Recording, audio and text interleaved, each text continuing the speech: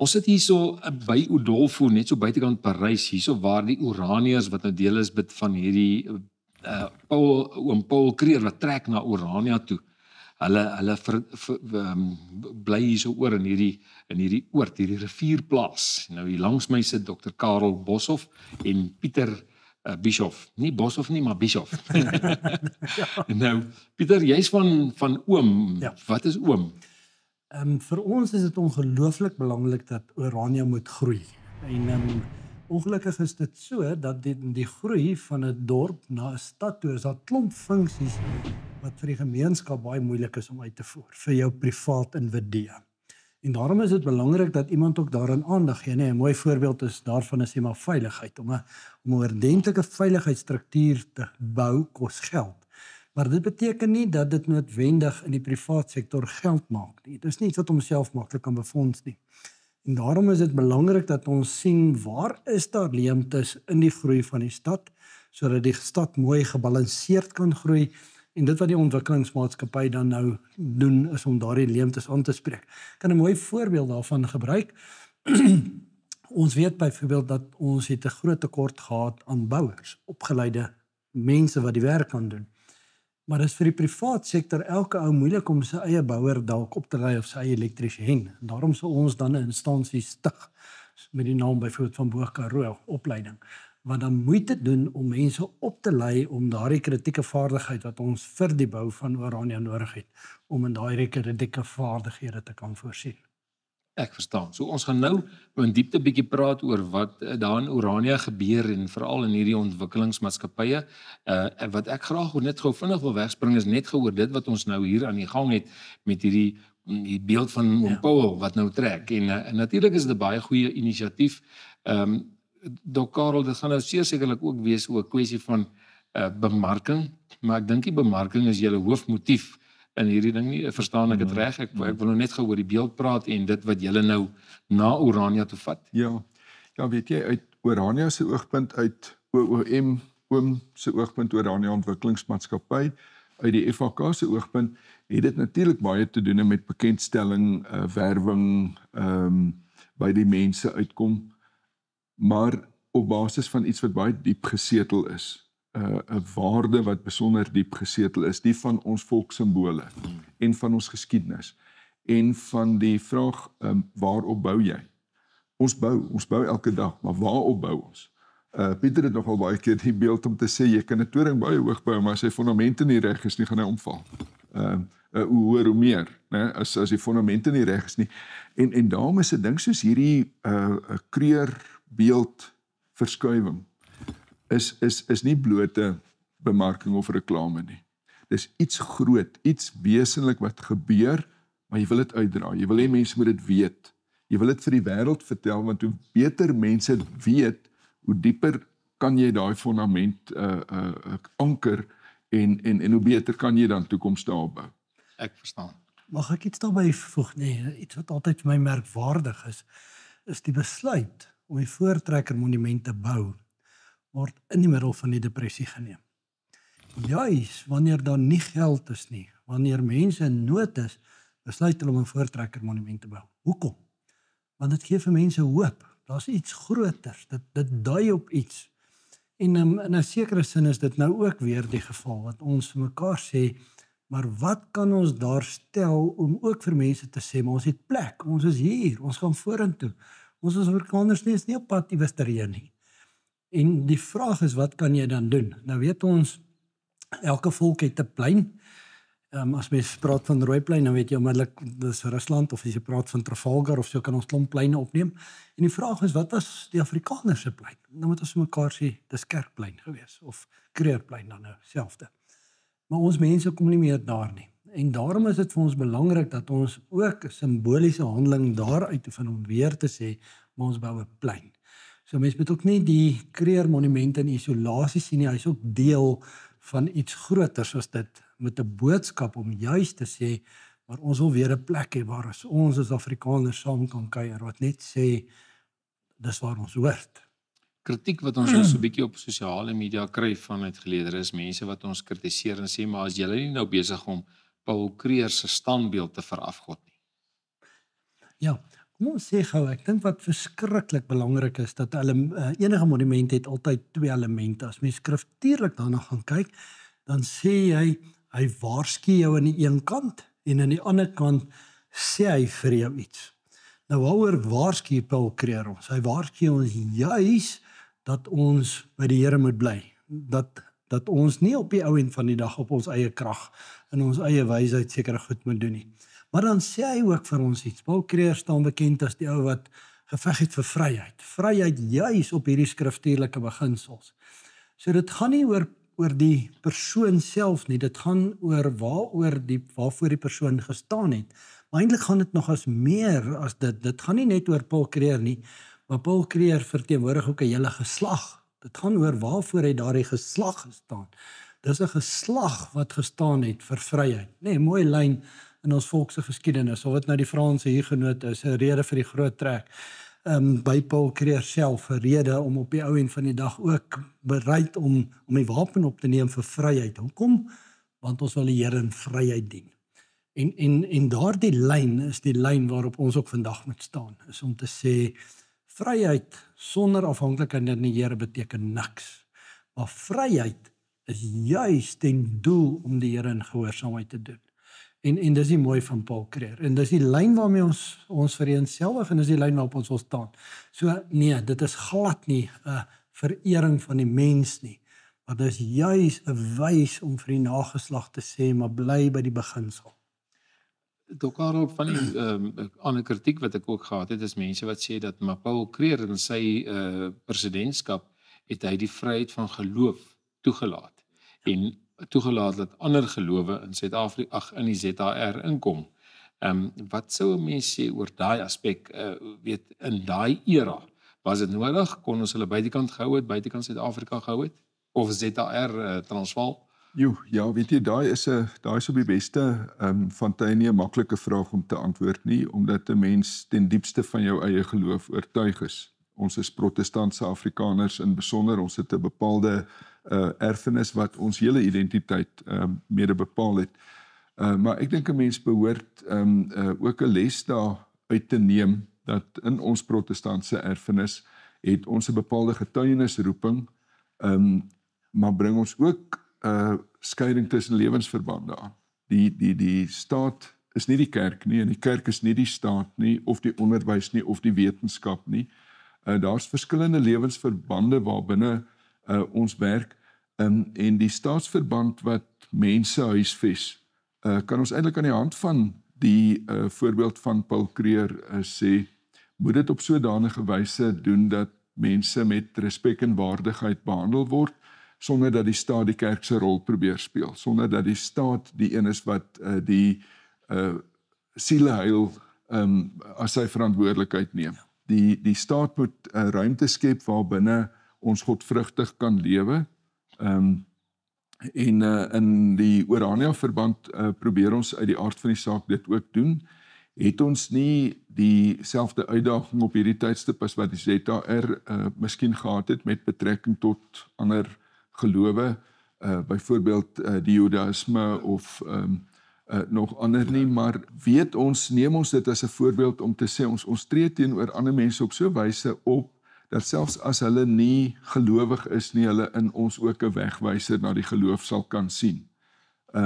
So ek dink nogal Paul Creer, ek weet nie Pieter, dit is nou 'n terrein waarvan jy nog baie weet. Wat merkwaardig van Paul Creer is juist dit, dat hy gesê het, in lyn met die skrif ook, dat elke duimbreuke van die werklikheid onder God se koningskap moet staan. Met ander woorde, as gelowige is daar nie 'n verskeiding tussen geloof en lewe nie. My lewe, my werk is ook geloof. Maar dit beteken nie dat die Christelike geloof moet dwang kom nie. Die Christelike geloof is altyd iets, en Karel het dit mooi gesê, met evangeliserende gesindheid, om te sê, ons kom met gesag, maar ons gaan nie moslems wat as jy nie glo ons jou gaan doodskiet nie. Dis nie wat ons is nie. Ons verkondig die evangelie, en ek dink daarvan is daar eintlik nog 'n paar mooi anekdotes wat mense van Paul Creer kan vertel, heel grappige insidente waarin hy homself bevind het. Gee my 'n voorbeeld of twee? Ja, kom ek vertel sommer een van interessantheid. Na die Eerste Vryheidsoorlog was daar 'n geweldige opbroei van nasionalisme, En daar is baie sterk gevoel dat daar dan nou ook geloofseenheid moet wees. Die Afrikaners moet een wees, dan moet ook geloofseenheid wees. Soveel so dat hulle gevoel het daar moet ook kerklike eenheid kom. So die hervormde kerk wat destyds dan primêr die ZR se kerk was en die Kaapse kerk, die enige kerk wat dan nou meer 'n Kaapse kerk was, sal baie sterke dryf na eenheid toe. En dit het toe nou nogal op grondvlak klomp problematiek veroorsaak in terme van klomp mense was vir hierdie eenheid, maar daar was ook mense wat daar teen was. En die vraag was toe, wie kry die kerk gebou? As 'n sekere hoeveelheid mense die meerderheid dan nou voel, hulle wil graag deel word van hierdie nuwe kerkverband, kry hulle die kerk verbou, of kry die ouens wat nou nog hervormd is, kry hulle die kerk gebou. En omdat Paul Creer dan nou 'n dopper was nie in een van hierdie twee kringe was nie, het hulle toe vir Paul Creer vir advies gevra, en Paul Creer het toe gesê, maar hy sal sorg dat die staat vir die groepering wat die minderheid is, 2 erwe gee. So as die meerderheid voel, hulle wil deel word van die nuwe kerkverband, van die enige kerk, soos wat ons nou vandag ken, dan kry hulle die kerk gebou, maar dan kry die hervormers 2 kerkerwe. En omgekeerd, as die meerderheid vir hulle wil graag hervorm bly, dan kry hulle die kerk gebou, maar dan sal die staat ook 2 erwe vir die ander groepering gee. En daar kom toe Jode om sien, en sê maar, hulle wil ook asseblief 2 erwe hê, want hulle sien nou kerke kry erwe, so hulle wil ook graag 2 erwe hê. En Paul Creer het gesê, hy sal 'n bietjie daaroor dink, en hy het gesê, nee, is reg, maar hulle kry net 1 erf. Sê maar, hoe werk dit nou? Hoekom kry dan 2 erwe? Hoekom kry ons net 1 erf? Sê maar, was heel eenvoudig, jy het net 'n halwe Bybel. So daar nee, dan halwe erf. Interessante wysheid. Ek het nou eendag 'n storieetjie gehoor van oom Paul wat vir die wat met allerlei wyshede ook vir die, kom sê sy volksgenote gehelp het, en een van die was die 2 jong manne wat by hom aangekom het en gesê het, ons pa is oorlede en hy het die plaas vir ons nagelaat en gesê, julle kan hom maar verdeel, julle moet hom verdeel eendag as ek nie meer daar is nie, maar oom Paul, ek sukkel met my broer want hy wil die grootste gedeelte hê en dan beklei die ene met hom, hulle beklei toe nou amper al voor oom Paul oor wie watter deel van die plaas moet kry, en hy het hulle so gestop en gesê, ken jy die storie? Ja. En hulle het so gestop en gesê goed, laat jou broer die plaas verdeel, maar jy kies eerste. Ja. En is dit 'n mooi manier van hoe mense basies by 'n oplossing kan uitkom. So ja, inderdaad wyshede. Enige ander staaltjies of wyshede wat jy van oom Paul kan uitlig? Ja, oom Paul was merkwaardig, nê? En natuurlik, ons het nou daaroor gepraat, diep gelowig. Een van die staaltjies wat ook hom vertel het, is hy het een keer op sy stoep gesit. Nou dink net, in daardie tyd kan die president nog op sy stoep sit en mense loop verby. En daar kom iemand aan wat destyds is net die Britannicas wat begin uitgee is, daar kom iemand verby wat 'n reeks ensiklopedie aan hom wil verkoop. En hy sê, vra vir president Creer, maar wil hy nie dalk so 'n reeks sien? Die president vra vir hom nou, waaroor gaan dit?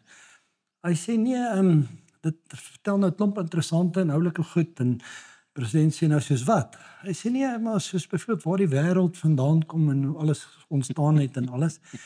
En hulle sê president Karel het so teruggelê en gesê, nou, kom ontmoet die man wat daar was toe God alles gemaak het. Ek het al gedink die kinkel gaan juist daar kom. Nee, ek het 'n interessante ding beleef, kort nadat hulle die ou raadsaal op Kerkplein gerestoreer het ons met 'n begeleide toer deur die gebou gegaan. Albrecht Holm was die restaurasieargitek. En wat mense nou nie sou weet nie, as jy nou voor die gebou staan en dan kyk, dan is daar mos nou die trappe wat opgaan na ingangsportaal toe. Hier van die linkerkant af, as mense nou na die gebou kyk van die ooste kant af, gaan die trappe op, en dan was president Creer se kantoor was die een reg op die punt van die gang op die grondvloer.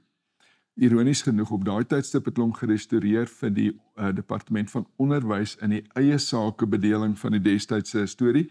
Die onderwysminister het daar gesit en hy het op die 3de vloer in die middel gesit. Jy deur 3 roetes, 3 sekretaresses, jy weet by hom uitgekom. Hier sit die president op die punt, maar wat meer is, hy hoef nie eens om te gaan nie. Baie dae het daar 'n hele tou van mense gestaan, en jy kan dit letterlik op die sandsteen vensterbank sien. Hy skuif die skuifraam oop. dan staan hy nou hier binne in sy kantoor, leun aan die binnekant op die vensterbank, en die ouens kom aan die buitekant verby, kom met die trappies op, as jy bo kom, as jy nou ooghoogte met oom Paul, dan stel jy jou saak en verduidelik jou probleem, en hy gee sy wysheid hierdie soort van ding, of hy gesels oor jou probleem, of wat ook al hy doen, en as jy dan nou tevrede is, gaan jy aan, en die volgende ou het sy kans, en so het hy eenvoudig met sy mense volksleier, nee. Volksdemokrasie, soos jy eintlik nie kan dink nie. Dit is 'n ander manier om te sê, dis hoe hy ge-WhatsApp is. Ja. Is interessant, nee. Vandag nog praat ons van oom Paul. Daai oom is 'n eretitel in die volksmond. So dit sê vir jou iets van hom. Hy's nie president Kreer nie. Hy's oom Paul. En ek dink dit vat dit nogal mooi so. Dis eintlik mooi.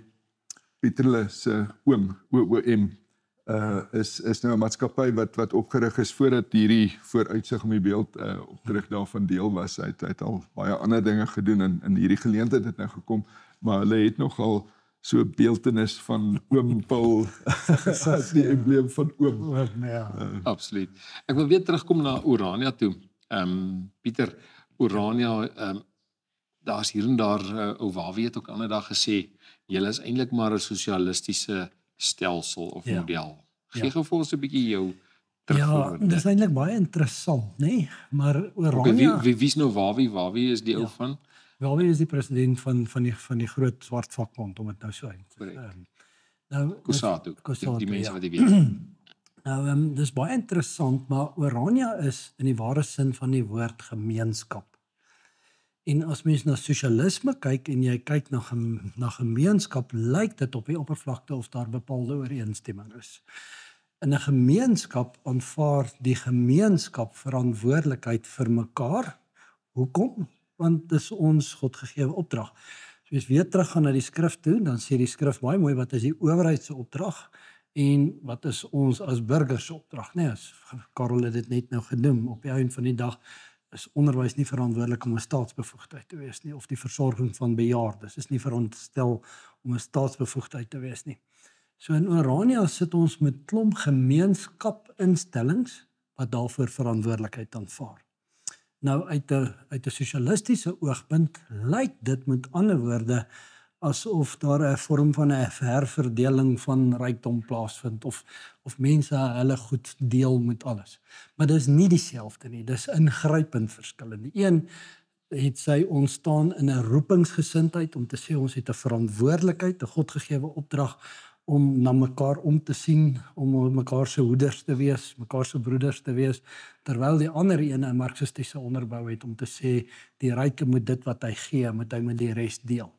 So ja, ons is met ander woorde in die ware sin, as jy Orania wil verstaan, moet jy die konsep gemeenskap verstaan. Om te sê, hoe lyk dit as klomp mense kollektief saamkom en sê, maar kom ons skep vir ons 'n toekoms, maar dan het ons klomp verantwoordelikhede wat daarmee saamgaan. En dit sê mense dan nou mooi in Orania, dis byvoorbeeld een van ons kernbeginsels is juis om te sê eie instellings. Dis nie die owerheid se verantwoordelikheid om maatskaplik te sorg dat alles goed gaan nie, dis die gemeenskap se verantwoordelikheid. En so kan ons natuurlik klomp samelewingsterreine gebruik.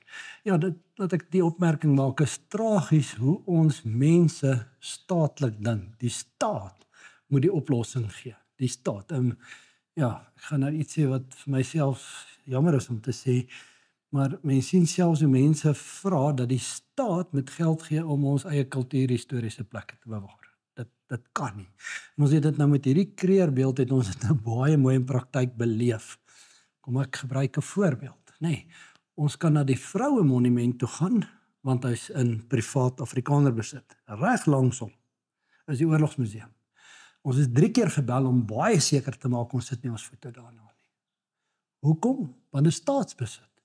En op die ou end van die dag moet hulle aan die staat verantwoording doen en hulle is tog net te bang dat hulle iewers kontroversieel kan optree en daarom het hulle baie seker gemaak om vir ons baie duidelike boodskap te gee. Ons mag nie by die oorlogsmuseum uitkom nie. En dis jammer. Dis jammer as ons sien hoe ons eenvoudig ons eie instellings afgegee het. Ek wil by hierdie gedagte aansluit as ek kan. Ja.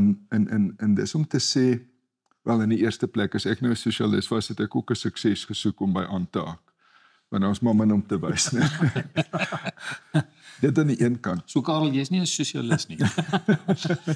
Gelukkig nie. Ek is soos wat Pieter dit gestel het in 'n op 'n diep manier 'n gemeenskapsgeoriënteerde mens en denker. En daarop kan ons nou nog uitbrei. Maar die belangrike ding hier waarvoor ons ook moet waak is om in 'n drukgang gejaag te word en nou is jy of 'n sosialis of 'n kapitalis en later is jy of 'n supersosialis en 'n kommunis of 'n superkapitalis. Dis regtig nie die enigste twee opsies nie. Hier's nie twee moontlikhede nie. Hier's 'n ander denkwyse moontlik. Daar's 'n Christelike gemeenskapsdenkwyse moontlik wat sê die ekonomie is 'n kwessie van rentmeesterskap. Dis nie noodwendig 'n kwessie van rykdom of armoede en ek palm of soveel as moontlik in of ek bekom soveel as moontlik om te herverdeel of dit sit. Kyk, die sosialiste het eenvoudig alle hulpbronne gaan probeer plaas op een plek, naamlik daar waar die staat daaroor kan beskik. Dit is kennelijk 'n mislukking, nee, oor die wêreld in die geskiedenis is dit meerendeels 'n mislukking. Van die sekulariserende kante daarvan, die ondermyning van ons geloof wat in die sosialisme plaasgevind het, ego op baie maniere in kapitalistiese samelewings. As jy sê die Sowjetunie het die gesin ondermyn. Wanneer laas het ons gekyk hoe lyk dit met die gesin in die VSA? In die hartland van kapitalisme dan nou om die etikette te gebruik. Hy is meer grondig ondermyn selfs. Maar hoe dit nou sê, ons kan dus nie net sê kies ja of nee, kies een van die twee, kies sosialisme of kapitalisme nie. Beheen die werklikheid met 'n sin vir rentmeesterskap, sorg wees die hoeder van jou broeder, soos wat Pieter nou verwys het, werk met 'n roeping, versorg die armes. Daar's soveel elemente. Nou weer eens, 'n sosialis kan nou aanknoop omdat dit hom pas. Maar vergeet dit, jy hoef jouself nie deur 'n sosialis te laat definieer nie. Vind eerder die punt, ek wil nou die stelling maak en ons hoef nie nou vreeslik daarop uit te brei nie, vind die punt waar kultuur die moeder van ekonomie is en nie ekonomie die moeder van kultuur nie. Sosialisme en kapitalisme wil van ekonomie die moeder van die kultuur maak. Ons sê nee, kultuur is die moeder van die ekonomie. Dit sluit aan en dit laat jou begin wonder oor baie van die organisasies wat gestaan het, wat sê hulle wil net staan vir die ekonomiese volhoubaarheid van ons land. Dan kom jy agter dat dit is eerste daar en dan kultuur. Presies wat jy nou sê. Uiteindelik natuurlik is dit nodig, ekonomiese onderbou, ekonomiese dit is nodig. Volhoubaarheid. Jy kan nie daarsonder nie. Maar wat is eerste? Ja, maar wat is eerste? En dis partykeer waar mense dan ek wil amper al sê die afstand begin kry van 'n kultuur af. Dat hy sy kultuuropdrag ook gefundeer die woord van afstand doen. Ek gaan nou 'n ander vraag bietjie ingooi wat baie meer aktueel is op vandag en dit kom terug weer na Charlie Kirk se storie. Ek weet nie hoeveel van dit volg julle nie, maar as ons gaan kyk na wat hy gesê het, eerste instansie, hy het geglo in dialoog, dat ons moet die dialoog weet stimuleer en ons moet in dialoog met mekaar sluit en mekaar kan verstaan.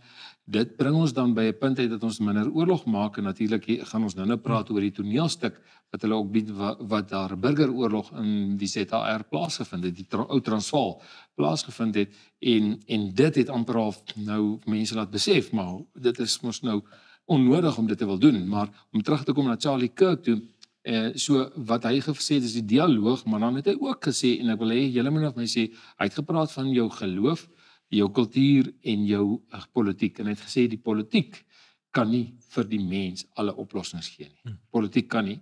So jy het die kultuur nodig om dit te doen en natuurlik vanuit begrond vanuit jou geloof uit. So is amper al soos wat jy nou gesê het Karel dat die ekonomie ons weet die ekonomie speel nou met hulle al drie amper half hy gebruik al drie om sy spel te speel en ons kan gaan kyk Dr. Verwoerd het dit ook verstaan. En in sy tyd het hy al gesê dat die sakeondernemings van daai tyd, en hy het spesifiek na die Oppenheimers verwys, die sakeondernemings van daai tyd was so sterk dat hulle kon al hierdie instellings en organisasies kon hulle manipuleer met geld. Enige rigting wat hy gaan. Presies wat jy nou gesê het, dan raak kultuur nie meer jou hoof fokus nie, ekonomie. Ek wil baat daaruit Ja. uit daai stelsels. Ja, ja. Wat is julle siening as ons kyk na daai verskillende en jy het 'n woord gebruik, ordes. En mense verstaan dit verkeerd, maar ek dink jy moet dit dalk net vir ons verduidelik. Die ou orde en die nuwe orde in jou toespraak by die Voortrekker Monument. Jy gepraat van die ou orde en 'n nuwe orde. Is dit 'n nuwe wêreldorde of wat 'n orde is daai? Nuwe wêreldorde, weet jy. Nee, dit is waar dat ons ook al in ons politiek op 'n tydstip die nuwe orde beweging gehad het wat deel van die Ossewaal Brandwag breedweg was. Ek het gevolglik baie mooi gedink oor die gebruik van die woord en ook ander moontlikhede probeer oorweeg, maar daar's iets hiervan wat weer eens fundamenteel is. Dit is grondliggend dat God is ook 'n God van orde. Onthou dat dit 'n woord is wat skriftuurlik gebruik kan word en moet word, om te sê, ons is nie 'n klomp anarchiste wat net elkeen in sy eie koers hardloop en doen wat hy wil en te kere gaan nie. Ons het 'n samelewingsorde nodig. Die bekendste samelewingsorde vandag in die wêreld is die staat. Die staat is 'n samelewingsorde wat in werklikheid sedert die 1600s sy definisie begine kry het. In die werk van Machiavelli, van Thomas Hobbes, van Jean Bodin. Verskillende denkers begin die staat eintlik uitpluis en vormgee, sodat as 'n mens nou daarna kyk, histories gesproke, is die staat, die ding wat ons vandag verstaan as ons sê die staat, is 'n moderne verskynsel. So as jy sê die staat, dan moet jy eintlik tussen hakies sê die moderne staat, maar jy hoef amper nie, want dit is gegewe. Dis 'n moderne. Hoekom ek sê dis belangrik, as mense kyk terug, dan sê hulle oor die Griekse stadstaat. Nee, dit was nie 'n staat nie, dit was 'n Griekse stad. Ja. Dit was 'n stadsorde. Die Romeinse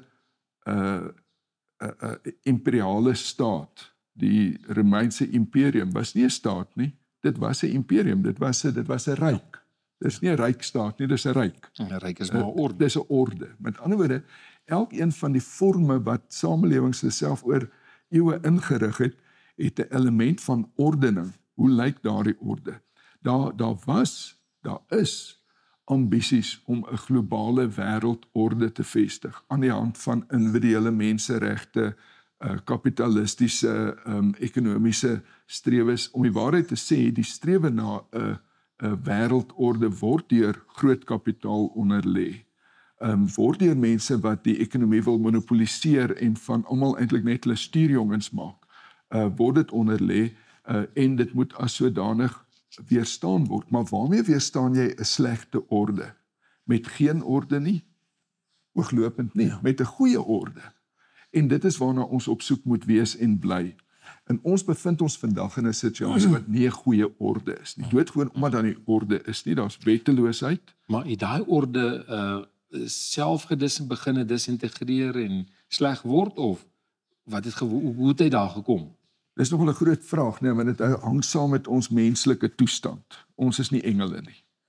Ons is ook nie duiwels nie. Ons is mense.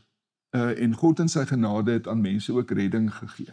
Met ander woorde, dit is vir ons moontlik om in God se genade 'n beter, dalk nie die goeie, die beste orde nie, maar 'n beter orde daar te stel. Maar is ook moontlik om agteruit te gly. En waar God se hand nie in is nie, daar gly ons agteruit. Dit sien ons. Mag ek dit wat Karel sê net bietjie op Orania van toepassing maak? Dit wat by Orania met ander woorde vir ons kardinaal belangrik is dit wat ons daar stel met 'n lyn met dit wat Karel sê, dan eerste eties moreel regverdigbaar is. Jy moet dit ander woorde jou saak letterlik aan jou eie mense kan verduidelik, maar jy moet dit self aan jou opponente kan verduidelik. Jy moet die morele hoëgrond hê. Want as jou eie mense nie glo dat jy die morele hoëgrond het nie, dan verloor jy eenvoudig met verloop van tyd. Jou eie mense is goed gesindheid en dieselfde natuurlik ook met jou opponente, nee. En dit maak Orania verskriklik lekker, juis om met opponente te kan gesels. Nee, is altyd lekker as mens met mense wat jou regtig aktief teestaan, soos ons gebruik nou maar die EFF as voorbeeld. Met hulle in gesprek te tree, want jy sit met eties moreel die hoë grond. Jy het met eie arbeid jou eie toekoms geskep, niemand benadeel nie. Maar dit gee vir jou die morele hoëgrond om juis met hulle in gesprek te tree. En dan vind mense dit keer op keer dat dit is eintlik in 'n sekere sin nou vir hulle moeilik om te verduidelik dat hulle eenvoudig net nie vir jou bestaansreg het nie. Omdat hulle nog aan hierdie staatgedagte vasklou van om met een groot staat wees. En ons weet, nee, die state soos wat ons dit nou ken in Afrika is maar deur die weste 'n paar 100 jaar gelede getrek. En die Suid-Afrikaanse staat so min as 115 jaar gelede. Ja. Het die Suid-Afrikaanse staat wat 'n staatsorde is tot stand gekom met die ordegewende funksie in die hande van die blanke bevolking geplaas, boere en Engelse en wie ook al anders as 'n ras blank geklassifiseer kon word. Dis alles dinge wat ons agtergelaat het. En wat ons dalk te lank geneem het om agter te laat. Maar Karel, wat altyd vir my interessant is as mens nou daai geskiedenis kyk na die totstandkoming van Suid-Afrika, dan vra mens vir jouself, maar hoekom kry Swaziland 'n staat, maar die Zulus kry nie, of die Tswanas kry nie? En dan gaan dit letterlik oor wie was die Engelse goedgesind en wie was hulle nie goedgesind nie. En as jy mooi onderhewig was aan die Engelse owerheid, dan kry jy 'n staat. En as die Engelse gedink het jy is nie mooi gehoorsaam nie, dan word jy in hierdie een kookpot gesit. En dit wys vir jou die immoraliteit van die saak, nee. Ja, want dis lank jy deel van die Statebond kan dan insluit. Nou die ding wat in Suid-Afrika gebeur het is vir 'n ruk lank was die politieke en die getalle en die ekonomiese balanse van so aard dat die wit bevolking dan nou het dit oorheers. Afrikaners wat die meerderheid daarvan uitgemaak het, het 'n bepaalde beeld daarvan gevorm, op 'n bepaalde manier daarop ingewerk, geweldige suksesse behaal met die vestiging van spoorweë tot ysterontginning en bewerking tot kragdaarstelling met 'n Eskom en 'n Yscor en al hierdie ander kleiner funksies, semi-staatsinstellings en so meer. Dit was 'n energieke orde wat boonop ook nog 'n bepaalde gedagte gehad het oor die onderverdeling van die bates van die orde en die vestiging van kleiner ordes vir volke, 'n projek wat as sodanig nie baie suksesvol afgeloop het nie. En juis in die gebrek daaraan om van Suid-Afrika eintlik 'n klein statebond of 'n gemeenebes van nasies te maak, het hierdie ordes se legitimiteit dan ook uitgekalwe. En het die groot en groter wordende meerderheid van die bevolking uiteindelik daarin geslaag om die mag te gryp, gepoog om die voordele van die orde te behou terwyl hulle eintlik geen behoorlike gevoel vir die grondslag van daai orde gehad het nie. En uiteindelik is dit wat op ontbinding uitloop. Fisiese ontbinding, soos ons in infrastruktuur sien, sagte ontbinding, ons beleef dit nou op die paaie akuut, maar ook ander forme van infrastruktuur, kraglewering ensovoorts. Sagte infrastruktuur, gesondheidsdienste, onderwysdienste, welsynsdienste, alles waarvan ons praat wat ook ingespan word in hierdie sosialistiese agenda, byvoorbeeld nou maar maatskaplike pensioene, wat eintlik al buiten vir pogings tot manipulasie groter koste is as die totale inkomste van die Suid-Afrikaanse staat. So daai forme van inploffing, ons staan en aanskou dit, in 'n sekere sin wil ek amper sê dit het al gebeur, ons moet dit nog net besef en agterkom, ons moet nog net die laaste gevolge daarvan kry. Net deurwerk tot. Nou moet ons vorentoe kyk. Ons moet vorentoe kyk. Almal moet vorentoe kyk, maar ons kan nou nie vir almal verantwoordelikheid vat nie. Ons kan net maar vir ons verantwoordelikheid vat. Ons kan sê, hoe lyk dit vir ons en wat is die dinge wat ons moet doen? Wat mense vir mekaar moet sê wat daar baie interessant is, is daar's nog 'n onderskeid tussen eerste en derde wêreldse mense. Eerste wêreldse mense wat dit betref is juis mense wat in sulke moeilike omstandighede altyd entrepreneurs optree. En ons sien dit, ons Afrikaners, hoe ouens in klomp dorpe hulle eie veiligheidsstrukture oprig, hulle eie besighede begin, eenvoudig entrepreneurs optree. Of wat mense dan baie sien as mense trek na 'n plek toe waar hulle dink waar daar dan wel orde is. En dit sien ons ook, 'n klomp van ons mense immigreer. Terwyl derde wêreldse mense agiteer. Hulle kom in opstand, hulle brand, hulle eis. Nou Orania is 'n klomp eerste wêrelds mense wat kollektief sê, kom ons skep 'n oplossing. Kom ons werk kollektief saam en ons gee werk daaraan om vir ons mense oplossing te stel en dit maak dit uniek. En mense sien dit ook in praktyk, nee, as mense byvoorbeeld sien hoe Orania werk, sê maar met sy geldstelsel met die oral of sy kragvoorsiening, hoe 'n gemeenskap saamwerk om te sê maar kom ons bied vir ons gemeenskap oplossing.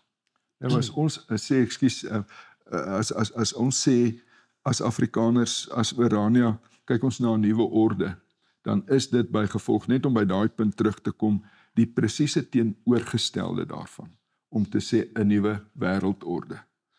Dit is die presiese teenoorgestelde daarvan as om ons by 'n globale orde in te skakel. Dit is om ons autentieke en egte plek in die wêreld in te neem op 'n ordelike wyse wat ons kan handhaaf en wat volhoubaar is. So die orde gaan eintlik oor daai struktuur, die vorm, die vorm wat hy aanneem. 'n Mens sou kon sê, en ons het nie verlede gesê, dit moet 'n staatsorde wees. Die orde wat ons gaan skep, gaan die eienskappe van staatlikheid hê, want staatlikheid is oor die wêreld die wyse waarop die verhouding tussen groeperings ingerig word. Maar om dit net eenvoudig 'n staat te noem is om te min te sê. Ook 'n bietjie te veel te sê, want ons is nog nie daar nie, maar ook om te min te sê, want wat is die inhoud daarvan? Hoe bou ons hom van die grond af op? En dis hoekom die woord orde eerder as staat en staatsorde hier belangrik is. Laat ons maar daai orde vestig, en as die orde sy vorm aangeneem het, dan gaan ons staatkundig ook weet wat om volgende te doen. Ek gaan nou 'n bietjie praat, Karel, oor die geopolitiese skuwe wat dalk ook 'n invloed op julle kan hê, maar voor ek verder daaroor praat, Pieter, wat sê ek vir die mense wat vir my sê, man, ek kom uit die Transvaal uit en is of die hele Suid-Afrika terug wat ons wil vat of niks nie. Ja. Met ander woorde, jy verstaan wat my punt is wat ek wil maak, is julle is besig met iets in Orania om die, ek wil amper sê om die volk weer te herstel op 'n ander manier. Maar daar's mense wat daar buite kan sê wat is die hele Suid-Afrika of niks. Ja. Kom ons sê vir mekaar, nee, punt 1, ons moet baie begrip daarvoor hê. Nee. As mens nou dink aan boere wat vir geslagte 'n plaas opgebou het. My skoonpa is een so voorbeeld wat letterlik met harde hande arbeid, met harde werk, groot insette 'n plaas opgebou het wat oor geslagte heen sterk. Om nou vir iemand net eenvoudig te sê jy moet jou plaas verlaat, dis verrykend. Dis verrykend. Wat ons egter wel moet besef is dat ons probleem in Suid-Afrika is demografies van aard. Dan moet die oplossing ook demografies wees. Dit help nie die probleem is op die A-veld, maar ons soek 'n klomp oplossings op die B-veld nie. Ons moet op die ou end van die dag eerlik genoeg wees om die probleem reg te definieer en iets te doen aan die aanspreek van die probleem. En ons weet dit. Ons is 'n minderheid oral reg oor Suid-Afrika. En ons weet dit, as jy 'n minderheid is, het dit 'n klomp implikasies. Daar's altyd 'n meerderheid wat namens jou gaan besluit en ongelukkig nie jou belang op die hart gaan dra nie en jou situasie gaan net in die toekoms toenemend versleg. Nou sien ons dat ons mense klomp planne maak en dis goed en dis reg en dis mooi ook so. Mense moet dit doen. Maar die ideaal sou wees dat jy op die ou end van die dag regtig die probleem aanspreek en regtig die probleem oplos. En dan is ons weer terug. As die probleem demografies is, dan is die oplossing demografies. Dit beteken ons moet eenvoudig na 'n plek gaan waar daar nie mense is nie, van vooraf met eie middele, met eie insette, eie arbeid, 'n werklikheid daarmee skep. Wat wel lekker is, en dit weet ons, dat op die lang termyn gaan so 'n plek natuurlik altyd klomp ander plekke uitpresteer. En ons sien dit in Orania in praktyk, nê. En as mens dit sê, dan verlustig mens nie daarin nie. Maar meer as 30% van die skoolkinders wat op Orania is, kom van die buurdorp af. Hoekom? Want die skole in die buurdorpe is so dat as dit enigstens vir jou moontlik is, dan stuur jy jou kind eerder na Orania na skool toe. En of dit nou bejaardesorg en of dit nou veiligheidsdienste is, mens kan dit opneem. 'n eerste wêreldse plek gaan altyd 'n klomp derde wêreldse plekke uitpresteer. So ja, dis 'n groot opgawe. Dit het ons net aan die begin gesê, dis nie maklik nie, maar dis wel die regte ding om te doen op die lang termyn, om te sê ons moet op die kort termyn opoffer, ons moet ons probleem reg identifiseer, ons moet ons probleem aanspreek, maar dan is daar ook hoop op die toekoms, sodat ons kan sê maar sou jy sê nog steeds vir daai skoonpa van jou dat hy kan aanhou boer, maar dat hy ook die Orania idee moet ondersteun. Ek dink definitief so. Ek dink die Orania gedagte is baie groter as Orania. Dit is eintlik interessant as mens nou 'n parallel met die Jode sou trek, dan dink ek lê daar nogal iets dat die meerderheid van die Jode bly beslis nie in Israel nie. Maar die feit dat daar 'n Israel is, sê vir die Jood wat in Amerika of Engeland of waar ook al reg oor die wêreld bly, ek het plek, ek het 'n land, ek het grond.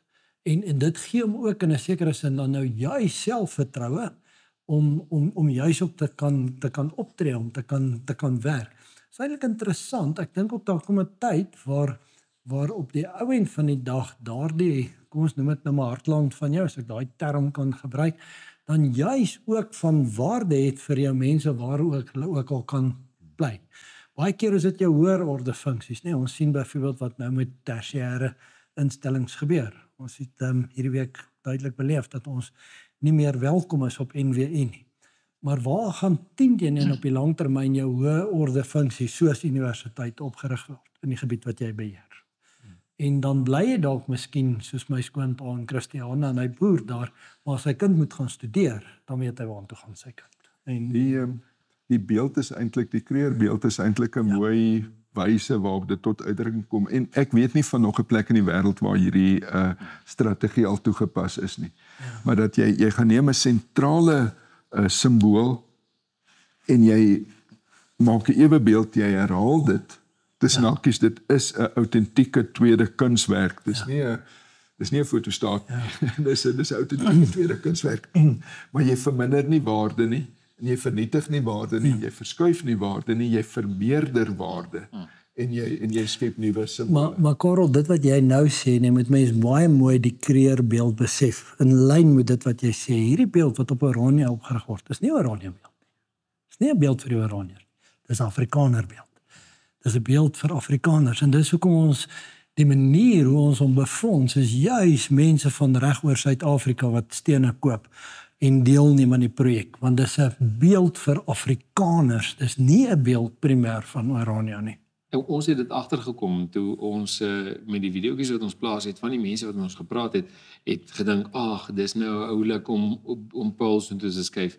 Toe kom jy agter dat baie mense besef nie die betekenis van hierdie skuif nie. Ja. En ek dink ons kykers kan definitief daarvan notisie neem dat julle dit weer kan sê. Dat dit gaan die beeld van oom Paul het 'n diepere betekenis. Karla herhaal gou vir ons daai diepere betekenis. Wel, die betekenis daarvan dat die hartklop van die Afrikaner wat in die ou republiek gesetel was en wat uiteindelik in die beeld van oom Paul daar gesetel was wat die strewe na ons vryheid verteenwoordig. Dit word nie weggeneem nie, dit word wat sê mens nou? Dit word in 'n sekere sin herhaal en vernuwe. 'n Nuwe beeld van die ou beeld word op 'n nuwe plek geplaas sonder om iets van die oue weg te neem. Ja. Ek dink dis 'n belangrike ding dat hierdie nuwe vlam brand nou op 'n nuwe plek. Ek dink iets wat mense ook by moet voeg by dit wat Karel sê, in wese is ons as Afrikaners nie verdedigers nie. Ons is nie instandhouders nie. Ons kan nie ons energie daarin vind om net te sorg dat hulle net nie ons kulturele goed skade berokken en ons bouheinings en dit. Dis nie wat ons is nie. Ten diepste is ons oprigters, ten diepste is ons bouers. En hierdie is ook 'n simboliese handeling van dit wat ons is. As mens dink, wat het ons as Afrikaners in die verlede in Suid-Afrika tot stand gebring? En na die nuwe bedeling is daar 'n klomp individue wat baie sukses bereik het, nuwe maatskappye gestig het en hulle self verryk het en dis meer. Maar dit is belangrik dat ons as Afrikaners weer ons ewewig moet kry om te sê, maar ons bou, ons rig op, ons skep vir onsself 'n toekoms. En daarvan is die kreerbeeld dan ook 'n mooi voorbeeld. So ek kan nie help om aan 'n ander storie te dink nie. Ek's 'n 5de kind van 'n gesin, groot gesin. En my een ou Willem kom op 'n dag toe hy nou 'n jong student was by die huis. Ek is nou maar net groot genoeg dat my ore, jy weet, spits as hulle nou studente stories vertel. En die ding wat hy vertel, daar's 'n mate van opwinding want eerste minister John Vorster het die kampus van die Universiteit van Pretoria besoek. Dis 'n groot geleentheid. Die weet jy wat die amfitheater was nie, wat vol gesit het, die studente het kom luister, die volksleier het kom praat. En vra my pa my bietjie uit, en mens weet mos nou nie wat alles lê agter die vrae en die dinge nie, dit was politieke intriges waarvoor ek nou nog nie die antennes gehad het nie. Maar nou goed, nou vra hulle bietjie uit en hulle gesels. En nou is dit daai vraag, weet hoeveel mense, was dit lekker, wat was die gees, dit was hier nie, laat 70er jare voor van die skerings plaasgevind het. En my pa sê vir hom nou, wat het oom John gesê? Hy sê nee, al wat hy gesê het is handhaaf en bou, dit was sy tema, handhaaf en hou.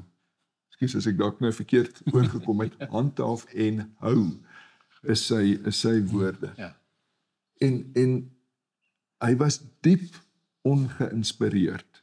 Nie omdat ons nie almal weet ons moet handhaaf en hou nie, ons weet ons moet handhaaf en hou. Maar is dit nou al?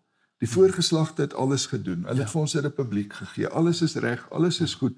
Al wat julle geslag nou doen is handhaaf en hou. Nou wat het jy gedoen? Jy het hulle sonder inspirasie huis toe gestuur want jy het hulle niks gegee om te bou nie. Baie interessante benadering ook daarvan vanuit daai perspektief. As ons weer terugkyk na na die geopolitiese skuwe van die ek wil amper sê die ander ordes, dan kom ons by 'n term wat hulle dan noem. Ek wil nog steeds net so 'n bietjie aanhaak aan die ordes, die nuwe wêreldordes, die een wêreldordes, dan praat ons van die multipolar orde, multipolêre orde. En hulle praat dan daarvan. So en daar spesifiek verwys hulle na die tegnologie. So die multipolars raak nou verskillende tegnologie, ekonomie en dan veiligheid wat dan oorlog en alles is. En Amerika was altyd die een land wat oor alles gedomineer het, maar nou is dit besig om te skuif. China gaan dalk nou die sterkste ekonomiese land word. Rusland gaan op 'n ander manier betrokke raak en so voort. So kom die verskillende lande raak nou op tegnologie, gaan jy nou 'n ander land kry en dis hoe ek het verstaan hoe die multipole gaan wees. Wat se uitwerking het dit op ons hier in die suidpunt van Afrika, wat ons eie volk weer 'n volk wil laat wees, wat kan glo in homself, wat weer terugkeer na Bybelse waardes toe en wat weer 'n identiteit kan bou. Weet jy, my gedagtes gaan nou onwillekeurig na een van ons groot Afrikaanse denkers, NP van Wyk Lou. Ons ken hom baie keer meer as 'n digter en 'n dramaturg, maar hy het filosofiese opstelle geskryf op 'n besonderlik verstaanbare wyse. En hy het 'n beeld gebruik hiervoor rondom die vraag van kolonialisme en die behoefte aan dekolonisering. Nou, dit in 'n tyd toe Brittanje nog die Britse vlag nog oor Suid-Afrika gewaai het voor republiekwording in 1961 en nog in die wêreld 'n baie groot rol gespeel het, maar die kragte van dekolonisering en die vrywording van Afrika-state en in Suidoos-Asië het na vore begine kom. Maar nou gaan hy in op 'n bepaalde diskurs, 'n bepaalde skrywery wat plaasgevind het tussen Jan Smuts, wat juis 'n globalis was, wat holisme aangehang het, as mens nou van een wêreldorde wil praat. Aan die een kant wat met 'n Engelse geleerde in 'n bietjie van 'n penne, nie 'n pennestryd nie, hulle het vir mekaar geskryf, hierdie bepaalde denker skryf 'n voorwoord tot Smuts se Holism and Evolution. Nou sê hy, what a surprise, jy weet, om in hierdie far off outpost of the world so 'n knap stukkie werk te kry. Nou sê Van Wyk Lou, verskoon, dis nou nie sy woord gewees nie, maar hy sê eintlik my dogter. Is dit wat julle sê wat ons is? Ons in Suid-Afrika is 'n far off outpost. Ons is die opskrif van die opstel is ook uithoek en middelpunt. Hy sê goed, so hierdie ou sit daar in Oxford of Cambridge of Londen, dis sy middelpunt. En Dor is 'n far-off outpost in dis Suid-Afrika of dit kan iets anders wees. Dan sê dis ook nie die enigste middelpunt nie. Vir party mense is Rome die middelpunt, vir party mense is Peking die middelpunt, vir party mense is Moskou die middelpunt, vir party mense is New York die middelpunt. Dit verwys na jou multipolêre verduideliking reeds. Maar goed, met ander woorde mense het 'n denkwyse wat sê hier's 'n middelpunt en dan is daar far-off outposts. En dan sê nee, 'n volk werk nie so nie. 'n Volk is sy eie middelpunt. Elke volk is sy eie middelpunt, want uit hierdie volk kom daar kultuur, en as daar kultuur kom daar wetenskap, en kom daar letterkunde, en kom daar innovering, en kom daar besigheid en ondernemerskap, en kom maar 'n klein wêreld tot stand. Hy vergelyk dit dan ook met 'n simfonieorkes. Sê 'n simfonieorkes wat net uit viole bestaan, is nie 'n simfonieorkes nie. Ergens is daar nog so 'n klein fluitjie wat 'n klank maak wat nie een van die ander kan maak nie. En waarsonder daai simfonie armer is. So elke volk, groot en klein, want daar is groot volke en daar's 'n ander logika wat aan die werk is tussen groot volke, maar daar's ook klein volke en hulle het ook hulle eie logika en hulle het 'n aanspraak op bestaan. Elkeen van hierdie volke verteenwoordig eintlik, dis dan nou sy beeld, die borrels wat onder in 'n pot opkom wanneer hy kook.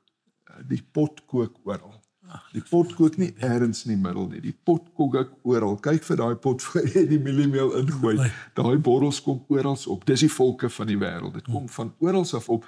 Nou die multipolêre bedeling wat die wêreld tans besig is om te betree, hou nuwe moontlikhede in vir klein volke om hulle stempel af te druk, om hulle selfstandigheid op te neem, om uitdrukking te gee aan hulle bestaan op staatkundige en ander wyses.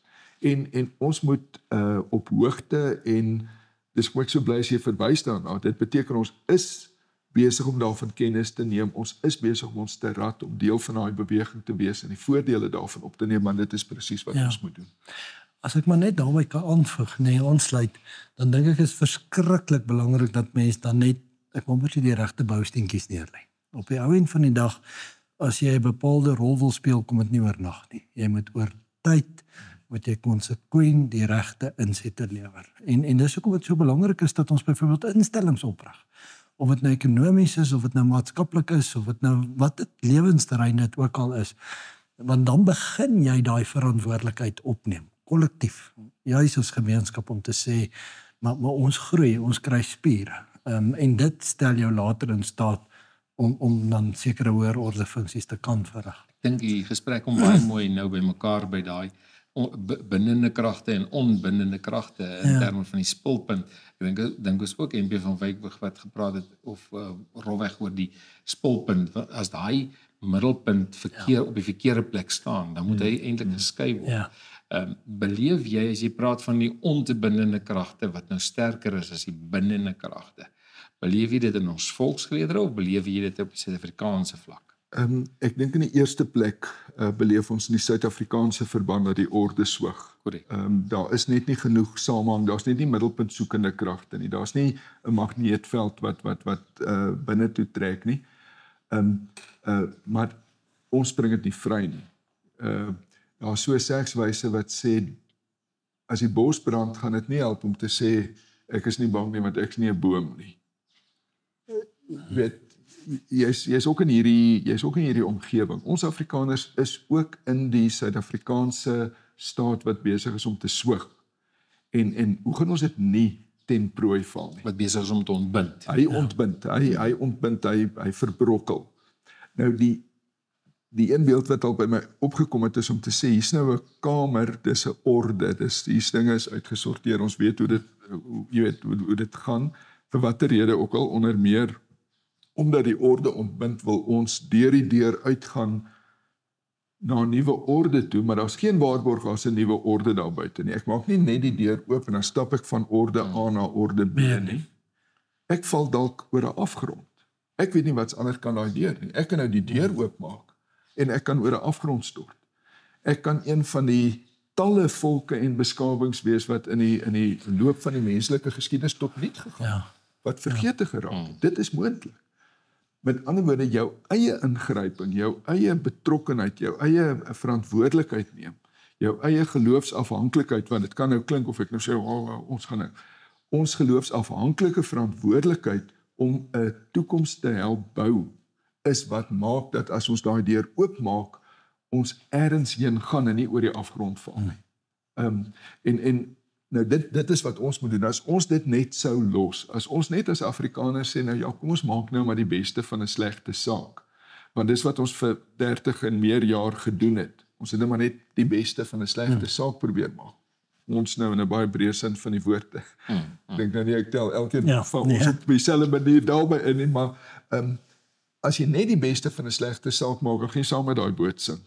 En dan gaan jy nie verdrink omdat jy nie 'n matroos is. Hoe sê hulle, jy gaan laaste ou wees wat die krokodil opeet.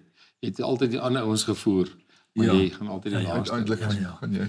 Met ander woorde, ons Afrikaners moet daai mede-verantwoordelikheid neem. Hierdie ontbinding tref ons ook.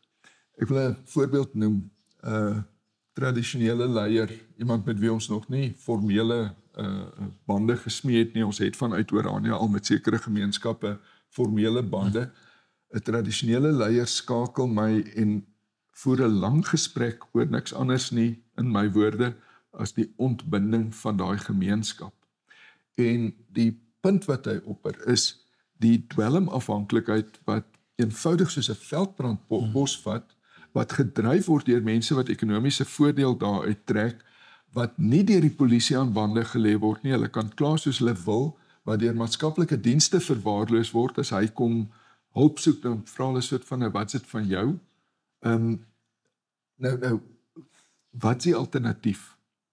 In 'n ontbinding soos daai is die herwinning van kulturele waardes wat jou daarteen sterk maak, is wat jy nodig het. Daar's nie 'n staatsdepartement wat jou gaan nie. Kultuur is die antwoord op daai ontbinding. Nou, ek dink ons het iets daarvan ontdek en ons het iets daarvan beleef nou met die golf wat opbou rondom die kreerbeeld. Kultuur is die antwoord op ontbinding. En ons is besig om daai kultuur te monster en die ontbinding teen te gaan, want niks van die ondeugde wat ons rondom ons sien is heeltemal afwesig in ons eie geleedere nie. Ons het in die omgewing van armoede, van geloof, van akademie, van op elke terrein lei ons verliese. Ook van ons beste mense wat weggaan om het in staat is vir ons verliese. Ja, dit die logiese oogpunt is maar dit die ouwe saak van bid en werk. En die ander bid of onafhanklikheid van die Here, maar dat mens regtig jou mou oprol en werk. En dan begin dit baie keer by die klein dingetjies, nee, daai aan ons stige vereniging wat net kyk na onderwys of wat ook al. Maar juist daardie Ek wil julle nou 'n ander vraag vra. Wil julle hê almal moet Orania toe trek? Of kan iemand maar in die ou Transvaal of van Gauteng, kom ons gebruik maar die nuwe woorde.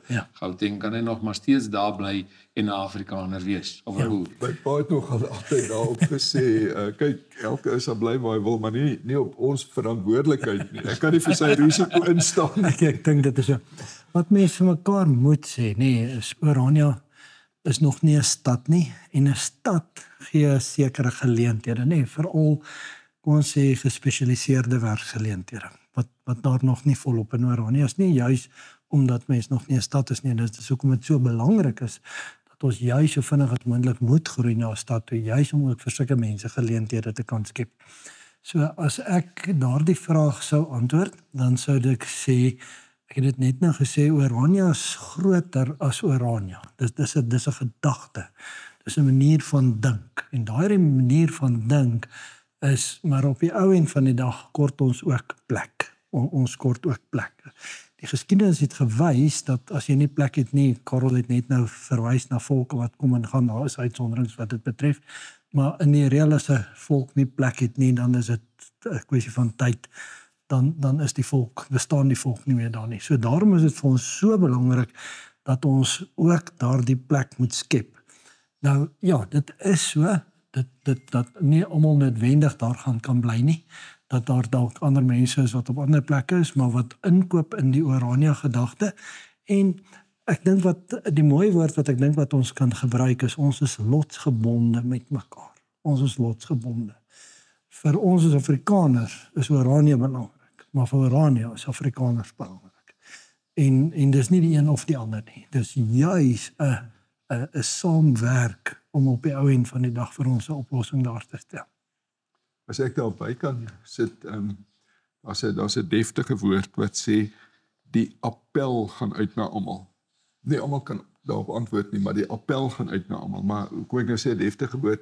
Eintlik is appel maar net 'n Franse vorm van roep. Ja. Die roeping is daar vir almal. Nie almal kan nou op die roeping antwoord of op dieselfde manier daarop antwoord nie. Maar Orania is nie vir die super Afrikaners nie, dis nie vir die ryk Afrikaners nie, dis nie vir die slim Afrikaners nie. Dis vir Afrikaners oor die breë front, vir die roeping gaan uit na elkeen. En elkeen moet daarop antwoord soos wat sy omstandighede of haar omstandighede en vermoë en geleenthede toelaat. Toe julle nou hierdie beeld soom toe gevat het julle natuurlik ook nou onkoste aangegaan. Kan julle vir ons net vinnig vertel wat kos dit om daai beeld te maak tot waar hy is? Nommer 1 en ja, as mense vra as daai ding lyk vrek swaar, is daar goud binne? Nee, die kreerbonde is nie daar binne. Daai versekering kan ons gee. Nee, kom ons gee sommer 'n bietjie statistiek rondom die beeld. Wat die beeld betref, ons verwys eintlik eerder na 'n monument as na 'n beeld. Ek dink die woord monument is eintlik 'n beter beskrywing van dit wat ons graag wil tot stand bring. Hy is so in totaal om hom op te rig is so 2.6 miljoen. Waaroor ons baie dankbaar is hy word nie opgerig deur een of ander instansie nie. Of hy word nie opgerig deur een of ander individu wat klomp geld gegee het nie. Hy word letterlik opgerig deur die mense. En wat dit betref is ons regtig dankbaar. Ons het al so net diskante 1800 persone wat dan nou elkeen so steen gekoop het vir R1000. Ek het nou die dag gehoor is 500, maar nou hoor ek is dit. Nee, hy's nou die presiese getal wat ek Vrydag gekry het van ons dames is 1780. So ons is net onder die 1800.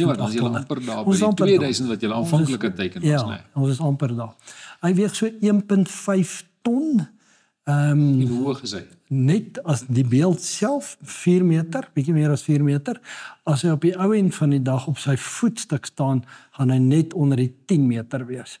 So dis nogal 'n oefening om hom bo op die voetstuk te kry, net so vir interessantheid. Om hom op die voetstuk neer te sit, het jy 'n kraan nodig. Nou die kraan kan natuurlik nie tot teen die beeld staan nie, hy moet so eentjie van die voetstuk af weg staan.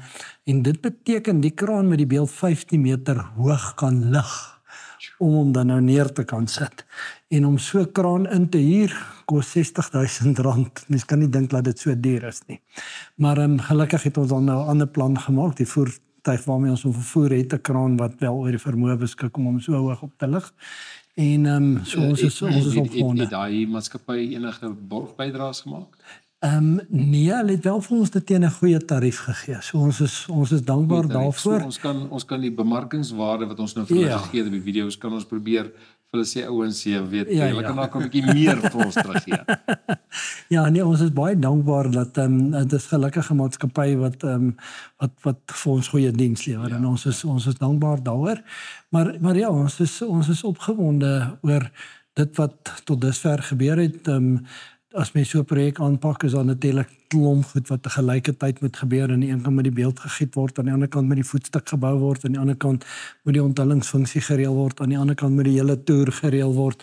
En dit kan mens in eerlikheid sê, ons is 'n baie lekker span wat saamwerk. Ouens wat elkeen inkoop en elkeen sy deel doen. En dis wat ons nodig het, nee.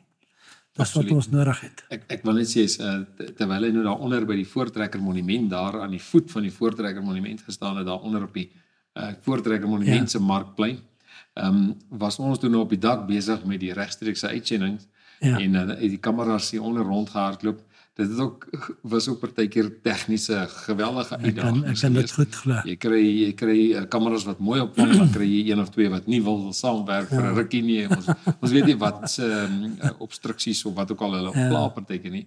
Maar iemand vra my toe ons nou daar bo is, vra my Koot nou, hoeveelste keer is wat jy nou al op die Voortrekker Monument se dak is? En toe sê ek, weet wat, nou die dag was ek op my eerste keer in my lewe op die Voortrekker Monument toe die FHK my uitgenooi het Eintlik die Voortrekker Monument, De Pre hulle my uitgenooi het om saam met 'n mediaspannetjie op die dak te gaan 'n kelkie klink. So dit was my eerste keer. En toe nou die dag toe ons so opname maak, was ek toe ons opgeslaan het, was ek 4 keer met daai trappe op en af. En op die dag van die uitsending was ek 2 keer op, maar ek het besluit toe ek die tweede keer opkom, nog 'n keer mee af. Dis wys. Ja, maar jy Dis die son kan mens daar binne en dan bo kan jy as jy nou begin afloop en hier kom mense op. Dan moet jy nou daai trappies raak smal. Ja. Nee, ek het empatie. So dit was 'n uitdaging. Ek moet sê ek dink die ouens daar by die Voortrekker Monument raak nogal fiks op 'n ander manier, nee. Maar ja, so is baie lekker geweest om saam die ding te kon aanbied. Ons het ons tegniese uitdagings, maar ons het nou gesien met die Voortrekker Monument, dit is moontlik. Dit kan gedoen word. Dit is 'n absolute dis maklik eintlik met die tegnologie wat ons het vandag om dit ordentlik te kan aanbied. Maar mense is ongelooflik dankbaar, ons kan dink aan 'n paar jaar gelede was die enigste nuus wat mense gehoor het of die nuus wat deur die dagblaaie uitgestuur is of dalk miskien die radiostasie en ons weet hoe daardie nuus gemanipuleer is. So mense is baie dankbaar dat julle op so 'n wyse die nuus wil kry. Dis 'n mooi voorbeeld. Ons sê van eie instellings, nee. Dis 'n mooi voorbeeld. Ja, en ons probeer reeds by ons baie meer sterker op die kultuur fokus. Ja. Jy weet van ons kant af en Karel het iets gesê in 'n vorige onderhoud wat ons met hom gedoen het hy gepraat oor die belangrikheid van video. En toe het ek na Dr. Verwoerd se een gesprek wat hy gedoen het, so veral nou toe hy nou September maand maar sy moord en sy verjaarsdag of iets in daai lyne so bymekaar was, het een van die toesprake het hy gesê is en ons moet ons skrywers en digters kry om die volk, ek gaan in my woorde sê, die volk meer te besing. Ja. Ons moet die volk besing, maar hulle moet oor hulle eie generasie, vir hulle eie generasie besing. Toe besef ek, ons het dalk nie ons volk luister dalk nie meer so sterk vir die skrywers en die digters nie, maar vir die videoredigeerders. Ja, dis 'n nuwe medium. Dis verstaan jy, en so ons kan nou sê, jy kan nou vanaf jou, dis mos maar jou oupa daai, né? Ja. Jy kan maar van jou oupa se kant af sê, ons kan nou net videoredigeerders bysit. Dit wat ons met videoredigering nog in bysit, is so belangrik en veral byvoorbeeld films, om films te maak, films te produseer weer in Afrikaans binne in vandag se tyd. Dus dit is asof mense 'n bietjie afstand het van die ouer films wat in die 80s en die 70s gemaak is, toe ons vlam hoog gebrand het. Daar's so 'n bietjie afstand en as jy nou vandag se tegnologie nou gaan speel, dan is dit amper as dit nie so hoë kwaliteit is nie. So hulle soek daai nuwe films. Mense kan amper daai selfe film vat en hom net weer oorskiet vandag en jy gaan amper ook met 'n wenresep sit. Julle indrukke oor daai aspekte van die skrywers, die digters en kom ons sê die videoredigeerders, Karel. Want ek moet sê 'n mens kan natuurlik, jy behoort ook nie die kunste voor te skryf en te forceer nie. Kunstenaars het hulle eie intuïsie en insigte wat hulle volg. Maar ons is presies op die punt en nou wil ek amper maar net weer op 'n ander manier sê wat ek vroeër gesê het oor 'n ou orde en die oorgang na 'n nuwe orde. Ons is op die punt waar die werklikheid met nuwe oë bekyk moet word. Die ou oë dien nie meer nie. Die ou oë sien net die ou dinge. As ons 'n nuwe orde moet ingaan, 'n nuwe omgewing moet ingaan, nuwe werklikhede, ons moet nuwe instellings, nuwe planne, nuwe strategieë implementeer omdat ons met nuwe oë kyk. Dan gaan ons ander nuwe dinge sien wat ons in die verlede nie kon raak sien nie. Geleenthede by uitstek raak sien wat ons vroeër nie kon raak sien nie. En hierdie oë is eintlik presies die kunstenaars, die skrywers, maar die videograwe, die draers ook, die media van die nuwe boodskap. Dis ons nuwe oë. En ons het nuwe oë en nuwe ore nodig om in 'n nuwe orde te weet wat ons hoor en wat ons sien en waar ons beslag gee en hoe dit uiteindelik daar uitsien. Ja, mag ek sommer net dit gou prakties maak. Ons is byvoorbeeld baie dankbaar daaroor dat bekende liedjie-skrywer met die naam van Magiel Riets het nou 'n liedjie oor Oom Paul geskryf wat Jan nou in die komende weke gaan opneem. En dis verblydend. Nee, dis verblydend want jou kunstenaars is tog altyd 'n aanduiding van waar jou volk trek. En ons is dankbaar dat sulke kunstenaars wel so 'n liedjie wil opneem. Maar ek dink die kritiese werk wat julle doen is om die boodskap uit te dink. Nee, vat nou maar hierdie gesprek. Waar gaan jy dit môre in een of ander dagblad lees? So waar gaan jy dit sien? So daai medium om die boodskap uit te kry is krities belangrik. En hoorie sommer Pieter, iets wat ons wel agterkom is dat hulle kyk ons video's. Ja, ek kan dit glo. Op 'n manier dan sien jy daar kom iets daaruit van iets wat jy hier gesê het. En dit is nou veral in die landboukring al gebeur, maar jy kom tog agter dat hulle hou ons dop, alhoewel hulle nie daar skryf nie. En eintlik is ons dankbaar vir die kom ons sê die joernaliste wat skryf oor die Afrikaner se saak en die boere en almal wat ons daai trotsheid om dit weer terug te bring. Ons is dankbaar daaroor, maar ons kom agter op die netwerke word dit nie so goed aanvaar deur die redakteurs van die spesifieke plekke en dis meer nie. So ons moet maar seker aanhou harder stoei om ons eie, ek noem dit mediahuise, ons eie media instellings te kan promoveer en ons boodskap daar te kan dra. Maar dit wat jy sê, Koet, is ongelooflik belangrik dat ons mense met ons eie instellings ondersteun. En ek dink dit is iets wat krities is. Baie keer vra wat 'n bydrae kan ek lewer vir ons volk se saak? En dis baie keer net daai klein praktiese goed op grondvlak om moeite te maak om die eie instellings te ondersteun. Weet jy wat, en mense verstaan nie altyd die komponent van gee net daai klein bydrae. As 1000 mense elke keer nou vra ons baie keer en ek gaan dit nou so uitdruk. Baie keer vra iemand vir my wat kan jy doen? En vra ek vir hom wat jy baie voor lief. Dan kan hy byvoorbeeld dalk sê brandewyn en coke. Dan sê ek hoef my een brandewyn en coke in 'n maand. Maar gooi dit in 'n R50 of R100 maak dit dan toe. Of rook jy? Ja, jy rook. Ek my een pakkie sigarette 'n maand. Ja. Maar net vir die volk saak. Want dis iets waarvoor jy lief is. So ek is 'n draer van my kultuur en my volk. So wees lief vir die volk en dra daar op daai manier by. Maar goed, dit is nie nuut nie. Dit as mens nou dink hoeveel goed het ons volk opgerig met koeksustergeld, as ek nou daai term kan gebruik, nee, ek kan onthou hoe my ouers vir my vertel het hoe hulle koeksusters en pannekoek gebak het vir die oprigting van NWI. Dit is net tragies dat so 'n instelling op die ou end van die dag aan die staat oorgedra word, nê. En nou is ons weer op daai punt van hoe rig ons eie instellings op? En dan beteken dit daai geld vir die een brandewyn of daai maandelikse aftrekordertjie wat jy teken. En daardeur lewer jy juis 'n kritiese belangrike bydrae. Net vir interessantheid, dis wat nou met die beeld gebeur. Dis klomp individue wat elkeen 'n bedrag gee, R1000 gee, maar daai R1000 tel op en op die ou end van die dag maak dit moontlik om dit te kan doen. Dis naties wil ek tog daarom daarby voeg. As mens ook nou die banier sien, as die vragmotor nou verbyry, dan is daar instellings, dit ondervang nie die koste waarvan ons nou praat nie, maar dit ondervang sekere van die koste wat dit vooraf gegaan het, wat ook baie groot koste is.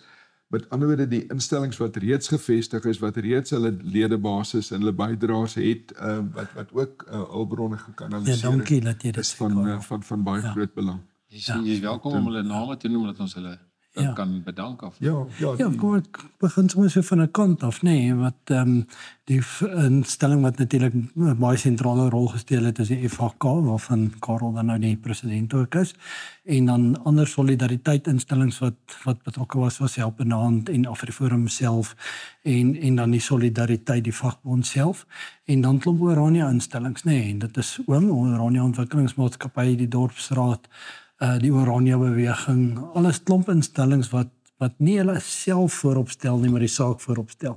En dit maak dit juist lekker. As die saak reg is, dan kan jy juist saamwerk vir iets wat groter is as jy.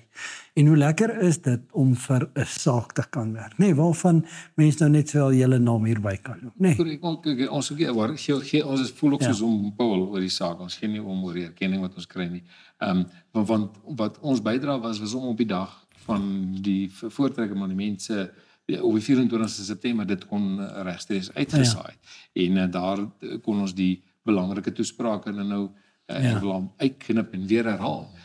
Net jammer, Karel het voor 'n rooi Ons het almal maar ons foute. Lap gehad. Nou sê ek vir Is al nie my lap gewees nie. ja, hulle die rooi van die rooi, groen, wit en blou gekies om op agtergrond te wees. Nou lyk dit asof hy hierso by 'n EFF vergadering. Maar om dit te sê is eintlik wat ek daardie probeer sê is so op ons manier, ons het dalk nie finansiëel bygedra nie, maar ons het op ons manier het ons weer 'n bydrae gemaak. Maar goed, ek dink dit wat jy nou sê is juist die belangrike ding, nee, die belangrike is elkeen moet 'n bydrae lewer daar waar hy kan en dit wat vir jou moontlik is. En ons sê dit weer, dis nie die groot goed wat baie keer die suksesvol is om die groot goed moontlik te maak met klomp mense hier onder, die klein goedjies doen. Daai bousteen om op die ou en die groot ding te doen. En as dit nou in jou vermoë is om 'n bydrae, 'n aftrekorder te gee vir die regte saak, dan maak dit die verskil. Dit gee vir mense die geleentheid om by wyse van spreek op die ou nie groot media huis op te rig of wat ook al. En ek wil ook ons kykers vra is dat ons die regte gesindheid het wanneer ons gee. Weet baie mense sê hulle gee R100 of R150 vir 'n organisasie, maar dan sê doen die organisasie nou ietsiekie fout, dan sê hulle waarvoor gee ek my 150 of ons by Boer Media vra partykeer mense maar dra net ietsiekie by en dan vra hulle maar wat kry ek vir my R150 'n maand? Dan sê ek vir hom jy kry niks nie. Jy gee. Jy maak ons sterker sodat ons die volkssaak kan sterker maak. Jy hoor wat ek wil sê. So op die einde van die dag verwag mense van R150. Ek sê weet wat vir R150 gaan jy nie eers wat kan koop vir wat kry jy in 'n winkel vir R150? So ja, jy kry eintlik niks nie, maar ek wil vir jou sê jy maak tog iemand sterker of 'n organisasie sterker. Goed, die lekker is ook wel mense het ook al 'n geskiedenis, nê. Jy het ook daarom iets wat jy kan sê wat mense jy het al bewys gelewer, nê. En ek dink dis wat lekker ook is. Dis nie iets wat wel jy vra geld vir sonder dat jy insette van jou kant af gelewer het nie. Mense het al reeds 'n geloofwaardigheid opgebou en is lekker om vir sulke instansies te kan. Dis 'n toevoeging van waarde en ek wil sê want ek is die begunstigde daarvan gewees in die afgelope dae. Ek het die gulde geleentheid gehad om 'n sekere denkbeeld uit te werk en aan te bied vir soveel mense as wat op daai tydstip geluister het en kon hoor en vir 10 minute lank 'n bietjie 'n ingewikkelde argument kon volg. En dit kon daarby geëindig het en verlore gegaan het, maar danksy Boer Media is dit verpak op 'n wyse wat die kyker luisteraar se aandag behou, vir hom blootstel aan 'n hele klomp simbole en denkbeelde, terwyl hierdie 'n vervelige stemmetjie net hier agter is om so 'n storie te vertel. En dis wonderlik. En julle kan volle kopie reg kry op hom, hoor. Julle kan hom gebruik soos julle wil. Dankie. Maar goed, vir Karel sê dit nou op sy lyn, op my lyn is dit presies dieselfde, nee. Ek kan nou vir jou sê die meerderheid stene wat ons verkoop het ons aanlyn verkoop. Mense wat die boodskap hoor, dit resoneer met hulle en hulle sê kom ons lewer 'n bydrae. En hoe sou hulle daai bydrae kon lewer as die boodskap nie was terwyl uitgekom het? So dankie ook van ons kant af. Elkeen van ons het daai, verstaan jy, ons bereik daai mark. En eintlik partykeer sê ek, jy moet eers die meeste van die mense trek en hierdie paar ouens gaan koop. So jy skuif eers die pendulum en dan begin die mense koop. Dis asof hy's nog nie en dis wat ek maar baie keer vind onder ons geleerders is, mense luister en hulle hoor en hulle sien weer. In bemarking praat ons van 'n konsep of 'n boodskap moet so 8 keer by jou verbykom, dan begin jy eers regtig waar 'n notisie neem om en dan in die Engelse terme van die bemarking praat van 'n call to action. Kan gebeur op hom. En dit is maar wat ek glo ons kykers op verwag. Ons kykers wag om te sien wat sê julle vir my oor Orania en dan sê hulle nou kan ek ietsie doen. Sê hulle nou met die FHK, sê hulle met Boer Media, sê hulle met enige van die ander instellings. Hulle wil die hele tyd sien en die bewustheid en dan dra hulle by. Maar wat vir my net opgewonde maak is dat daar op klomp verskillende fronte, of dit nou die FHK is op kultuurgebied of wat ook al, op klomp verskillende volke en die volk se besig wees, is al klomp sektore wat moet aangespreek word. En is lekker om te sien hoe daai inisiatiewe op klomp verskillende plekke tot stand kom. Sien jy weer, hier het ons in Boer Media eintlik 'n perfekte voorbeeld van kultuur wat die moeder van ekonomie is. Jy het 'n roeping om in die media jou plek in te neem. Die ekonomie sal volg. Die Here voorsien. Dis al reg is dan. Maar ek meen hy doen dit deur ons. Hy doen dit nou nie op een of ander manier nie. En ek vertrou dat dit ook die ervaring is, maar jy het nie eers gaan sê Hoe gaan ons geld maak? Maar hier's nou geleentheid om geld te maak. Dis waar jy sê. Ons het nie gesê hoe gaan ons geld maak nie. Ons kom aan die einde van die maand en sê ons frek, ons het dit geglo ons gaan dit maak nie. Ja. Okay, ons het ook geglo maar ons het vertrou. Ek praat myself nou vas. Nee, maar dit is so, nee. Maar daar's 'n mooi spreekwoord wat sê die Here finansier op. En dis dit. Dis dit. En jy wil nie weet hoeveel keer word mense gekonfronteer wanneer dit moeilik gaan met kom ons hou maar op. Jy gaan baie meer geld maak in die gewone kapitalistiese markte en die ekonomie daar buite. Hoekom moet ons hierdie volk ding doen? En dan ewe skielik dan soos vir jou net so persoonlik kom vat en sê nee. Ek is nog nie klaar met jou nie, want jy sê jou probleem is as jy vra wat wil ek hê? Wil ek net oorleef of jy vra vir wat wil God hê? Waar wil hy my gebruik? Dan begin jy goed te verander. En dan begin jou brille wat jy ook opsit, begin ook verander. Dan begin jy agterkom, dit gaan nie meer oor my nie. Dit gaan oor hierdie groter kollektiewe groep. Maar waaroor mense wel opgewonde is ek dink ons volk het na die bewindsverandering wat plaasgevind het, dat ons volk baie individualisties begin dink. En jy het gesien hoe mense letterlik net aan homself begin dink. En nou kry ons weer 'n gevoel van, daar kom nou weer 'n skuif, ons begin nou weer gemeenskap dink, volkgerig dink. En mense is daaroor opgewonde. Nee, en die lekker daarvoor is, dis altyd lekkerder om met 'n saak besig te wees wat groter as jouself is. Dis baie lekker om 'n maatskappy op te rig met klomp geld of wat ook al nie, en wel af te wees in 'n mooi kar en dit kan koop, maar dis meer vervullend om met 'n saak besig te wees. Wat jy weet as jy nie meer daar is nie, gaan die saak voort, want jy bou letterlik vir 'n toekoms, né? Jy bou vir 'n toekoms vir jou nageslag. Korrek. Ek wil sê as ons by Boer Media kom nou al agter dat ons maar weet dat dit mense begin ons nou kontak en sê sal julle daar kan wees. Sal julle daar kan wees. En nou moet ons net ons ekonomiese model regwerk. Maar ek wil vir julle menere sê baie dankie vir wat julle doen. Dit was eintlik nou baie lekker gesprek want ons kan meer praat en dieper praat as die gewone goedjies wat jy altyd met almal moet net praat want jy moet so jou woorde terughou dat jy nie ordentlik die ding kan uitpak en daaroor kan praat nie. Ons kan hierso, kan ons praat. As ons so kyk na agter ons, hierdie beelde, hierdie foto's wat hier is, die Anglo-Boereoorlog, en ons kyk na hierdie kommandos wat hier agter ons is, jy weet, dan maak dit 'n mens trots, maar jy raak ook hartseer. Ek sê vir Jan Dani, wat hy is, ek sê van weer, dit voel vir my partykeer ek word so, my hart trek so droog, amper kan mense sê. Wanneer ek hierna kyk en sê ek, hoe ons in 2025 ek wil amper sê die gros van ons volk, hierdie ouens se vryheidsideaal eintlik in die grond intrap met dit wat ons is vandag, sonder dat ons moeite wil gaan doen om die vryheidsideaal wat ook in Paul sinne was, wat ook almal van ons daarna sinne was, maar om een of ander rede is in 2025 is dit taboe en is dit verkeerd. Eintlik nie meer so erg, ek wil amper sê dit was voor 2020 was my baie erger. Na 2020 het daar so 'n bietjie van 'n draai gekom en ek hoop daai momentum kan sterker word, groter word en dat ons elkeen daarby bietjie kan inskakel. 'n Laaste woord van julle elkeen vir ons kykers? Ja, ek dink van my kant af is mense opgewonde. Mense is opgewonde in terme van, jy het nou na hierdie skilderye verwys, dis mense wat ongelooflik opgeoffer het. En ons kry weer die gevoel dat ons mense begin opoffer. Ons mense begin sê, die saak is groter. En ons wil graag deelneem hieraan. Hoekom? Want dit gaan nie oor ons nie. Dit gaan oor iets wat groter is. En ons vertrou dat daardie saak net al meer en meer momentum sal kry. En dan kan ons die Here ook bid vir vrug op arbeid. Nee, ook dat die Here ook die werk van ons hande sal seën. Ja, ek wil weer sê die ou dinge het verbygegaan, die ou ordes het ingeplof, maar as ons met nuwe oë kyk, dan gaan ons nuwe geleenthede sien, dan gaan ons nuwe dinge doen. En dit is 'n enorme vreugde om in 'n tyd te lewe wat, jy weet, hierdie uitdaging na ons kant toe kom.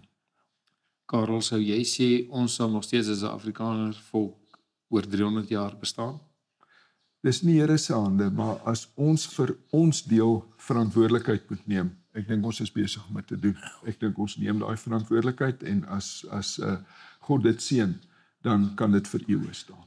Ag, mag ek daaroor opmerking maak? Nee, en as ek dit maak, dan wil ek dit nie uit 'n hoogdrawende ons is baie oulik maak nie, maar ons moet besef die Weste in sy geheel is onder druk.